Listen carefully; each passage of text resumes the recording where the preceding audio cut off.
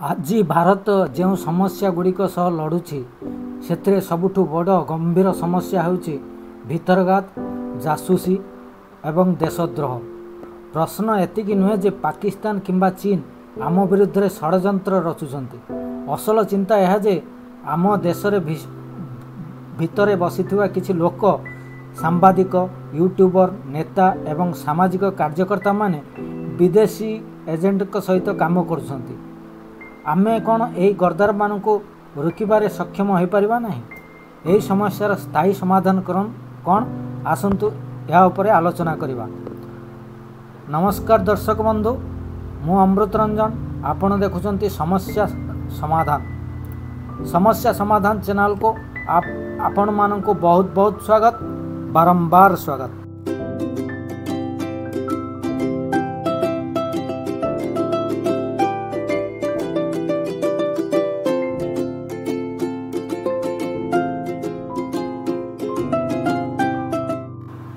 समस्या समाधान चैनल को आपण मान को पुणी थरे स्वागत।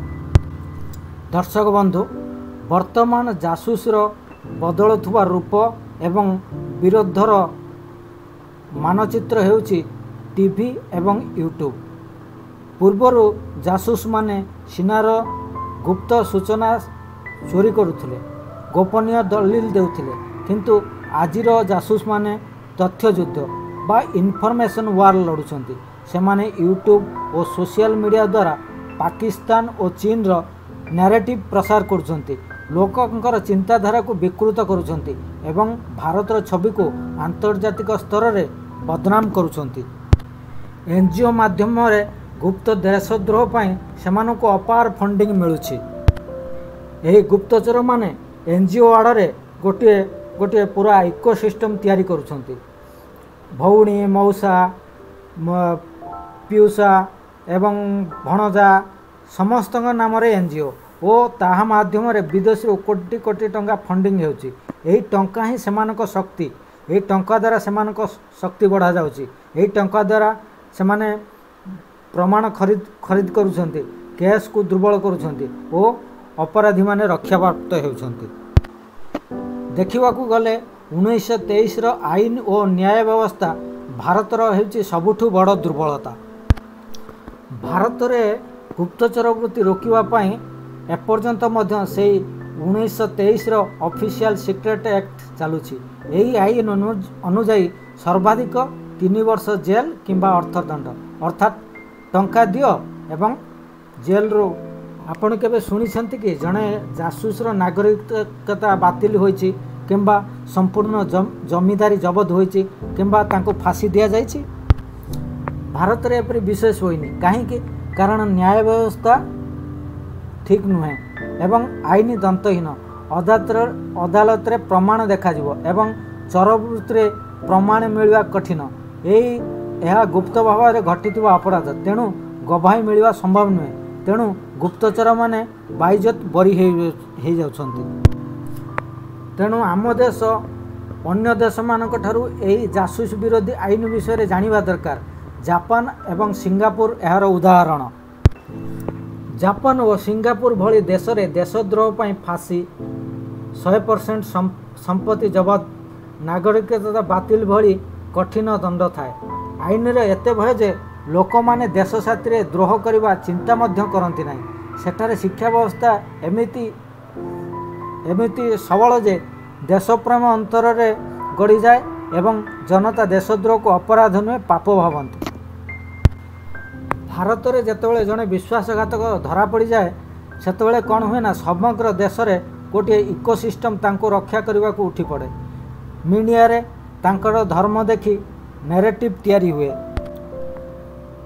कई कहते ए तो जने महिला तांको शोषण करा जाउछि, कई कहते स्वतंत्र गणमाध्यम को दमन करा जाउ, किंतु कई कहते जे से देश पाई कहीं गुप्तचर वृत्ति कले बोली। एफसीआर आईन विदेशी जासूसी खुला द्वारा 2010 मसीहा से गठित एफसीआरए आईन हेउची एही गरदर मानकर अर्थप्राप्तिर सबुठु बड़ उत्स। जेपर्यंत एही आईन बदल है नहीं विदेशी शक्ति माने भारत को टंका पठाइबे एवं एही टंका माध्यम रे भारत भितर देश विरोधी कार्यकलाप चलता अवस्था जारी रहिबो। समाधान कौन? 1923 पुराना आईन को बातिल करी आधुनिक और कठिन गुप्तचर विरोधी आईन तैयारी करा जाऊ, जेउथिरे फांसी, नागरिकता बातिल और संपत्ति जबत भली सजा रहू। FCRA आईन को बदला जाऊ, केवल सरकारी निगरानी अधीन रे अनुपात प्राप्त फंडिंग, प्रमाण प्रक्रिया रे परिवर्तन जहाद्वारा गुप्त सूचनार आधार रे कार्यानुष्ठान संभव हेउ। देशप्रेम भित्तिक शिक्षा प्रणाली जो संस्कार, अनुशासन और राष्ट्रप्रेम शिखिबाकू मिलिबो। देशद्रोही परिचय पाई गोटाए स्वाधीन आयोग गठन जहाँ प्रभावशाली लोकमानक विरुद्ध रे निष्पक्ष तदंत करा जाई परिबो। भारत सबुबेले एपरि सहनशीलता नीति अवलंबन कले हेबो नाही। आमर पूर्वज और ऋषि माने कहिथिले, भय बिना होए ना प्रीति, भय बिना केबे प्रेम हुए नाही। लोहा लोहे को काटे, कठोर नीति ही अपराध को नष्ट करे। एबे समय आसीगला जे भारत एही नीति अनुसरण करू। जेपर्यंत एकमात्र अंग्रेजी शासन दिया पुराना आईन बंचिथिबो सेते पर्यंत भारत सुरक्षित हेबो नाही। भारत रे जासूसी एवं विश्वासघातक उपरे आईन कहीं विफल? यह केवल राजनैतिक समस्या नुहे, यह भारतर आत्मा को चिरी देउथिबा शक्ति। जासूसी किसी साधारण अपराध नुहे, यह एक व्यवस्थागत विफलता। जेपर्यंत भारत रे गोटिए मात्र कांग्रेसी आईन किंबा अंग्रेज बनाइथिबा आईन जीवंत अछि, भारतीय माने केबे सुरक्षित हेबे नाही। समस्या सरकार नुहे, सड़ा हुआ कानून व्यवस्था। देश रे सरकार बदला जाउछि किंतु व्यवस्था बदला जाउनी। केवल आईन किंबा दल बदलिले किछि हेबो नाही। व्यवस्था को मूलरू बदलाइबाकू पड़िबो। एहाकू गोटे सहज उदाहरण रे बुझंतु। साधारण कोच रे यात्री बादाम खाई छिलिका फिंगी दिए। एसी कोच रे से व्यवहार तार बदली जाए। मेट्रो रे अधिक अनुशासित हो जाए। एयरपोर्ट रे से लाइन ले छिड़ा रहे, क्या को धक्का दे नहीं, क्या सहित विशेष बदमाशी करे नहीं। एठी लोक बदलु नाहंती, व्यवस्था बदली जाउछि। आईन रे मध्य कोरोना परि भय रहिबा दरकार। कोरोना समय रे अपराधी माने मध्य डरी गले, केही टंका नेबाकू चाहिए नहीं, कारण टंका रे मध्य भाइरस थिवार संभावना थिला। चोरी, लूट, बलात्कार मध्य कमिगला। कहीं सेतले कोरोनार मृत्यु भय थिला। तेबे आम आईन रे कहीं कोरोना परि भय नहीं कहीं?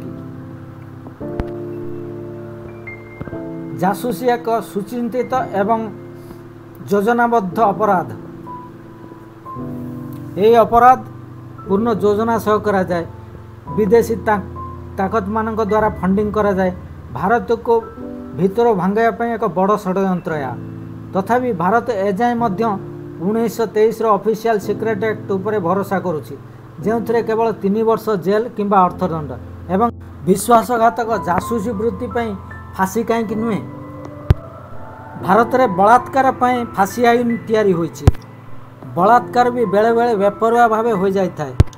मद पीले निशा चढ़ीगला, निज मानसिक भारसाम्य हराइले, बलात्कार हो गला। किंतु विश्वासघातक जासूसी वृत्ति पूरा सुचिंतित, पूरा योजनाबद्ध। तेणु तापाई फांसी आईन कहीं नुहे। एभली देशद्रोही मानक फांसी निश्चित भाव मिलवा उचित। जासूसी वृत्ति उपरे न्यायपालिका चुप कहीं? सांसद और विधायक माने आईन विशेषज्ञ नुहंती, सेमानको आईन विषय किसी धारणा ना। किंतु सुप्रीम कोर्ट रो जज माने पूरा विश्व बुलुछंती, सेमाने सबु देश विषय आईन जानती। तेबे सेमाने कहीं एबे कहउनांती जे चोरवृत्ति उपरे थिबा आईन बदल जिवा दरकार। विदेश आईन भली अनुष्ठान को भारत अनुगत करवा उचित। आर्टिकल 142 अनुसार सरकार को सुपारिश दिया जिवा दरकार। एकाधिक अखिल भारतीय आईन रही। चोरवृत्ति उपरे एते शांति कहीं? न्यायर अधिकार केवल पुस्तक कहीं संविधान कहे आर्टिकल 21 जीवन अधिकार, आर्टिकल 29 संस्कृति रक्षा, आर्टिकल 39 समान न्याय। तेबे ए न्याय अदृश्य कहीं आमे सत्य न्याय त्याको कहबा जहाँ वर्षक मध्य मिल जाए। जदि सुप्रीम कोर्ट आर्टिकल 142 द्वारा निष्पत्ति नेउछि जे प्रत्येक केस राय 1 वर्ष मध्य आसीबो, तेबे गुप्तचर वृत्ति अपराध शेष हेबो, गर्दारी रुकिजिवो। एबे आलोचना नुहे कार्यानुष्ठान हेबा दरकार। जदि भारत को सुरक्षित रखिबा को चाहती भयानक आईन तैयारी हेउ, व्यवस्था सजग हेउ, विश्वासघातक और गुप्तचर वृत्ति को सड़ा आईन द्वारा नुहे फांसी भली सजा द्वारा रोका जाई पारिबो। देश विरोधी जासूसी गोटे गभीर समस्या, यह उपरे लगातार आलोचना हेबा दरकार। जदि ये भिडियोटी भल लगी थाए दयाकरी परिवार परिजन बंधु और अन्य मानक शेयर करंतु, चैनल को सब्सक्राइब करंतु, बेल आइकन दबांतु और ऑल नोटिफिकेशन रे क्लिक करंतु, जहाँ फल परवर्ती वीडियो आपण पाखे पहुँची पारिबो। जय हिंद, वंदे मातरम, भारत माता की जय।